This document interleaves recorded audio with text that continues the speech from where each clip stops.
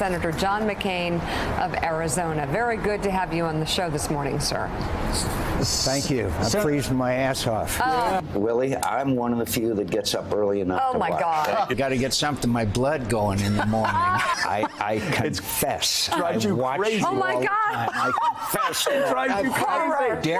Could I say congratulations to you and Joe, and I'm really pleased that Joe has found someone that loves him as much as he does. I'm very pleased. We've disagreed. Yeah, you're generally sometimes wrong. The question was that a lot of us had, get that, David. David's phone's ringing. 4 years later, you are... A has-been. Ask him about the tax return. I'm going to ask about the tax return in a second, but first of all, let me ask you, how is... Keep it up. I hope that I'm not on your program soon. So I guess the final question would be, are you still freezing your ass off? Well said. Thank you so much. Thanks for coming in. You're doing a terrible job. We'll see you. All right, thank you so much. Senator. Cue the music. Thank you for your honesty, and thank you for your strength at a time when this republic needs it the most. I thank you. And Mika, it's not too late. Exactly. Senator John McCain, that's why we love you. Oh, my God. This morning, we remember John McCain, his humor, his leadership, and his lifetime of service to the United States of America, a country that the senator said he learned to love while being a prisoner in another country. Welcome to Morning Joe on this Monday, August 27th, and we've brought in a lot of people to talk about the legacy and life of Senator John McCain. We have MSNBC contributor Mike Barnicle, President of the Council on Foreign Relations Richard Haas, NBC News Chief Foreign Affairs Correspondent and a host of Andrea Mitchell Reports, Andrea Mitchell, Washington anchor for BBC World News America, Katty Kay, and historian and the author of Soul of America, and Rogers Professor of the Presidency at Vanderbilt University, John Meacham. Mika has the morning off. Willie will also be back later this week. And there's so many, John Meacham, you go through all the paradoxes, all the conflicts that are internal to the United States of America and its greatness, and you talk about always arcing towards ever upward in our trajectory as a civilization. John McCain had some conflicts. He had some contradictions. He had sharp elbows. He had sharp edges. And yet, in all of my years dealing with the man, it made me love him even more, even when I knew at times when he loathed me. He was a straight shooter.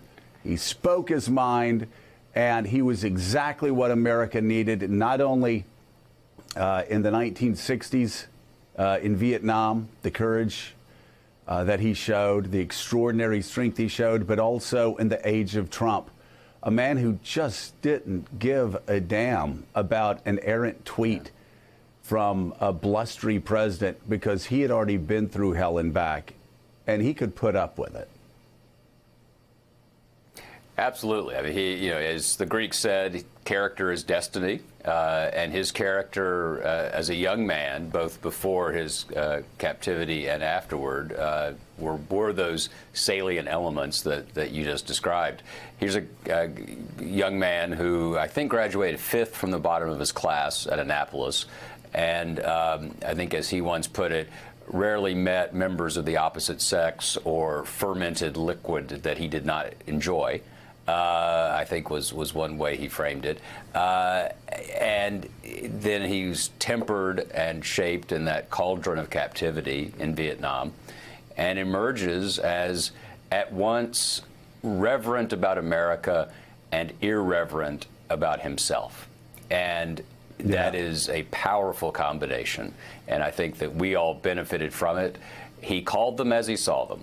He defies easy ideological categorization, and I think one of the reasons so many people have been so affected by this is we realize that in this tribal moment, we've lost someone who was willing to look at an issue, look at a question, and just tell you what he thought, damn the consequences. And that's what John McCain offered.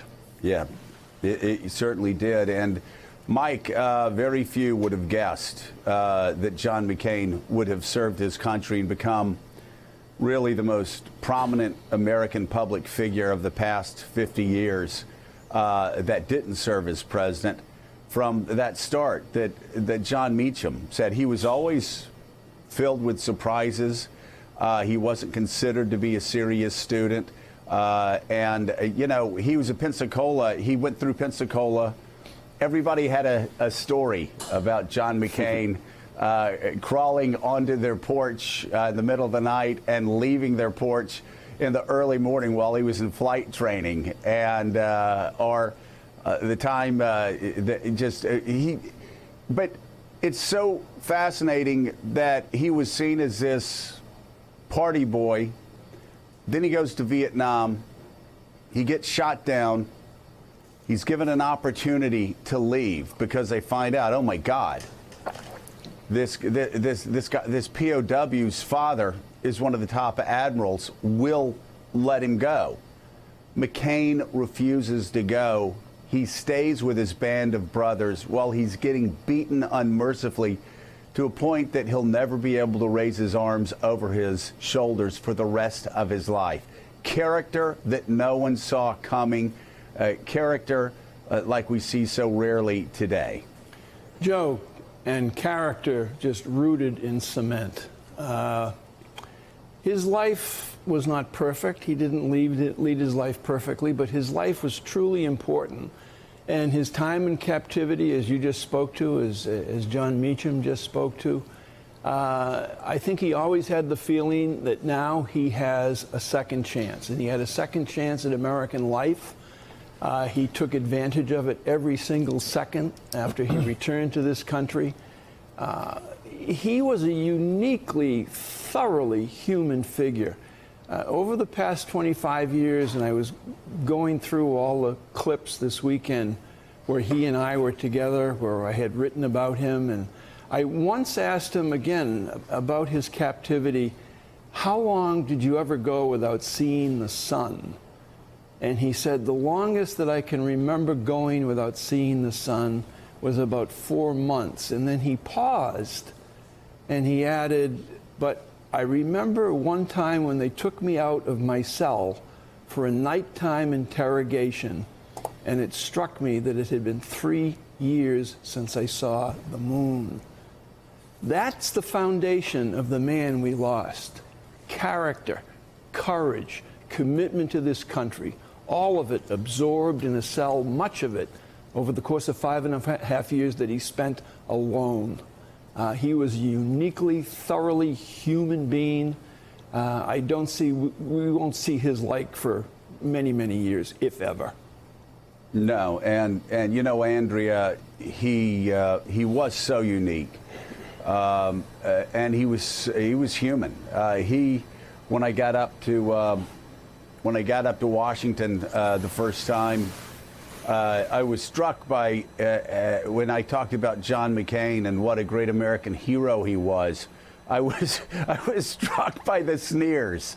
Yeah, you haven't dealt with him yet in committee. Yeah, you haven't had him kill your bill. Yeah, and I heard to a person, John McCain had sharp elbows. He was tough. He was a maverick. He was an outsider. He was a guy that wasn't going to go along to get along. And yet, when somebody needed help, when somebody's back was to the wall, they immediately knew to go to John McCain, because this was a guy that you wanted to be in the foxhole with you, whether it was in war or in peace or in committee, fighting for something that you believed would make America a better place.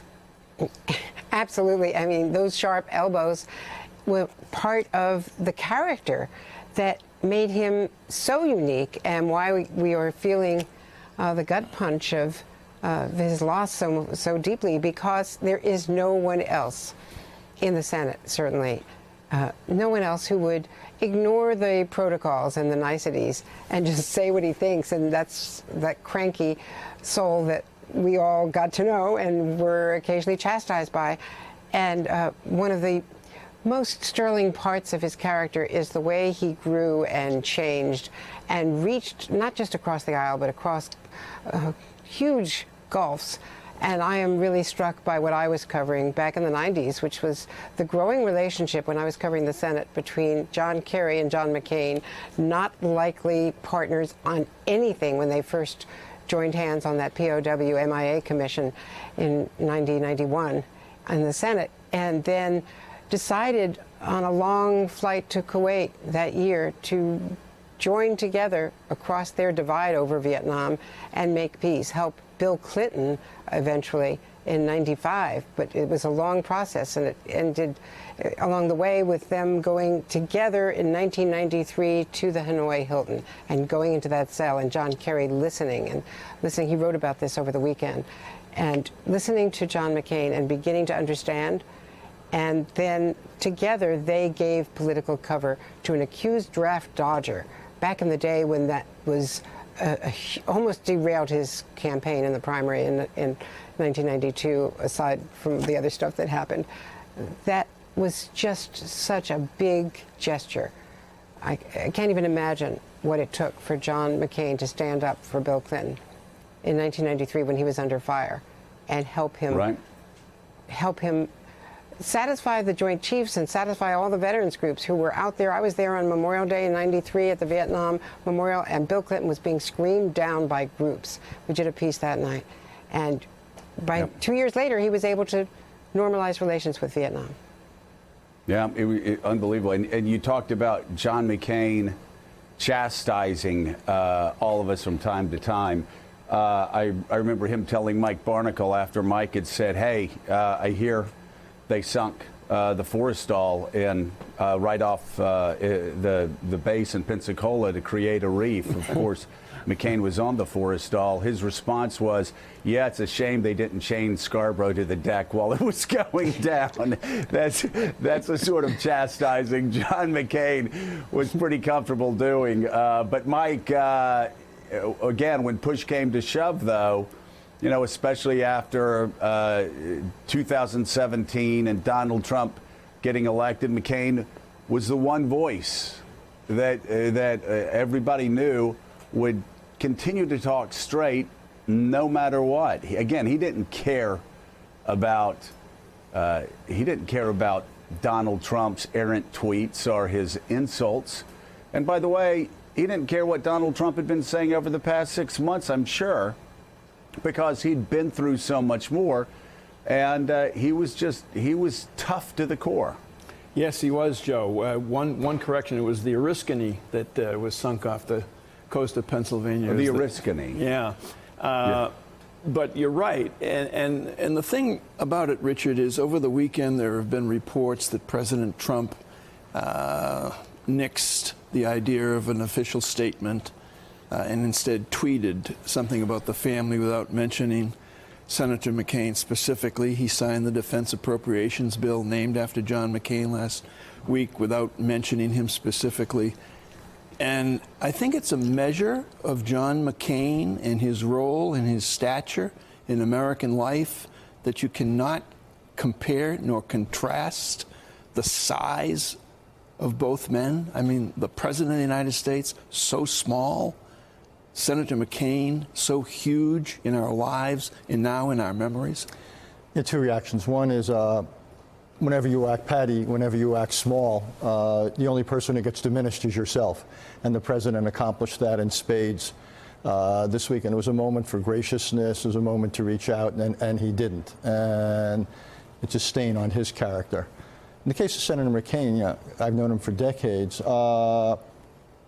Two things. One is he's a throwback. The idea, here's a Republican who's hanging out with Democrats. Here's a politician who says unpolitical things. It was a reminder when we had real people of standing and stature walking the halls of the Senate.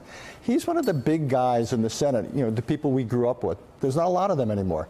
And John McCain was one of them. It's also interesting to see the European and international reaction. People like Macron reaching out to say public things. McCain represented an era of Atlanticism that stretches back to FDR and World War II, goes through the Cold War, in the post-Cold War period. He was one of the leading advocates of NATO enlargement, of reaching out to these newly independent states, of basically saying American foreign policy has to be about strategy, but we've also got to be about values and principle and democracy. It is striking, the statements, you mentioned Macron, from Germany and Great Britain, and nothing from the Oval Office, really. No, and it's just when you think you've lost the ability to shake your head anymore, things like this happen, and you basically, you can't believe what it is you're seeing, or in this case, you're not seeing. Yeah, you know, Caddy, it's very interesting. You see the comments from Justin Trudeau talking about Senator John McCain being an American patriot and a hero whose sacrifices for his country and a lifetime of public service were an inspiration to millions. Canadians join Americans tonight in celebrating his life and mourning his passing. And of course, Justin Trudeau and Canadians join Americans, except, of course, for Donald Trump. And I must say, some members of my former party who have just acted abhorrently in the time of John McCain's death, so abhorrently that I don't want to even mention their name on this show because they are beneath contempt. And you really do, at the end of the day, you wonder who raised them and what are those people thinking of them now, that they would kick around a man in his last 24 to 48 hours while he was dying. But speaking of character, I wanted to read you a tweet from General Michael Hayden, who talked about John McCain's character. And General Hayden and John McCain were not on the same side on many things. And of course, John McCain especially talked about, when we talk about values, he talked about what America should and shouldn't do at war. He was talking about waterboarding, torture, of course. We all remember that. And we had some crosswords about that ourselves. But General Michael Hayden said, while I was at the CIA, Senator John McCain ripped me a new one on several occasions. But not once did he think I shouldn't have a security clearance. Go figure. Rest in peace, American hero. And I think that's the greatest legacy, that here you have some of the most liberal candidates in America right now who represent the far progressive left. Remembering John McCain positively, you have Michael Hayden and others who John McCain ripped to shreds because of policy differences, coming out, calling him an American hero. This is a man that people loved and respected and admired even after engaging in the toughest of political fights, because they knew that it was coming from his heart and not for cheap political gain. Yeah, Joe, you have to wonder whether there aren't people down in Arizona, you referred to them obliquely just a moment ago, or some of those people in the White House who have spoken out against John McCain over the course of the last few months, whether they don't realize they're on the wrong side of history on this one, as they see this huge outpouring of respect for John McCain's courage, not just from Americans, as you mentioned, but from right around the world. And I think as the world sits at this moment and wonders where American leadership is going, wonders what America's role is going to be in the world, whether universal values are going to be upheld, John McCain stood for that. And I think part of the reason that you've seen this outpouring from Canada, from Europe, from as far away as Australia, is this fear that we are losing the United States at the moment, in the sense that America is going to lead on those values and stand up for what is right. And John McCain always did that. A month into Donald Trump's presidency, John McCain stood up in Munich and talked about the encroaching threat of authoritarianism. He warned people against resentment of refugees and immigrants and even Muslims, and spoke about the need for the kind of values values that have got us through the Cold War. That is the America that the rest of the world still wants to hear from. That is the America that John McCain, right up until the end, was saying is still with you. Don't give up on America. Don't give up on that America.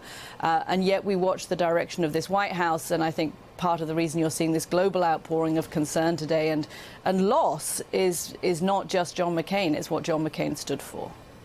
Well, and what he stood for, not only for this country, but also what he tried to stand for the Republican Party, the party of Abraham Lincoln. I found this quote this weekend that about what John McCain said after the Republican National Convention and Donald Trump's very public fight with the Khan family. It is time for Donald Trump to set an example for our country and the future of the Republican Party. While our party has bestowed upon him the nomination, it is not accompanied by unfettered license to defame those who are the best among us. Again, John Meacham talking about the Khan family, Gold Star parents and their son who gave all for this country. McCain, put it in perspective for us, if you will. When Bobby Kennedy, we just remember the 50th anniversary of Bobby Kennedy's passing, and obviously he was the most significant person of his time not to be a president. It seems John McCain, like Alexander Hamilton at the beginning of the Republic, again, it's hard to think of many people over the past half century that had more of an impact in our public life that was not a president. It's true. Hamilton is a great example. Daniel Webster, who articulated a vision of the American Union. Henry Clay, who patched together important compromises, if ultimately flawed, in the middle of the 19th century. Henry Cabot Lodge. You go into John Foster Dulles, Dean Acheson, James Baker in our time is an incredibly talented public servant who was never president. There's statesmen. There's people who love the country. You led with, I think, one of the great McCain insights, which is I fell in love with my country when I was a prisoner in someone else's. And I've always been incredibly struck by that. When you think of what your reaction coming out of that cell and the way Mike so wonderfully talked about it, the idea that you would actually fall more in love with the country which had consigned you to this unimaginable, for so many of us, experience. And I think that's part of the reason for this reaction is we honor that service, and I think all of us wonder, what would we do if we were shot down out of the sky over enemy territory and found ourselves in captivity without doctors, with where the only entertainment was McCain once had to steal a Bible, copy down some passages in order to memorize them and read them. He was the chaplain in the cell. He would repeat bits of the Episcopal liturgy he'd learned at Episcopal High School across the river in Alexandria. They used to act out movies that they could remember. McCain remembered how when there was a new prisoner, they were sort of secretly happy about it in some ways, because at least they could find out if there were some new movies, and they would have a little bit more to go. One last thing about it. I think when we see McCain, we do see this emblem of transcendence and of candor in public life. I was just thinking over the weekend, there's a moment at a very dark hour in George H.W. Bush's presidential diary. He's just lost the presidency to Bill Clinton. He's gone up to Capitol Hill for a dinner. He's in a state, as you can imagine, having lost the presidency to this draft dodger, as he called him in the diary. And he's going through the receiving line at a Senate dinner, and John McCain appears. And Bush starts to cry. Shakes his hand, apologizes to McCain. McCain moves on. President Bush finishes the dinner, goes back to the White House. But the image of John McCain is right in his mind. And so he gets up, he wakes Barbara up, he gets the Secret Service to drive them over to the Vietnam Memorial late at night, where it's Veterans Day, and so they're reading the names of the fallen. And without publicity, the President of the United States, the defeated President of the United States, gets up and reads names of the fallen from that controversial conflict. And it was all because John McCain reminded him of what service was. And I think that's why we're reacting the way we are. Thanks for checking out MSNBC on YouTube, and make sure you subscribe to stay up to date on the day's biggest stories. And you can click on any of the videos around us to watch more from Morning Joe and MSNBC. Thanks so much for watching.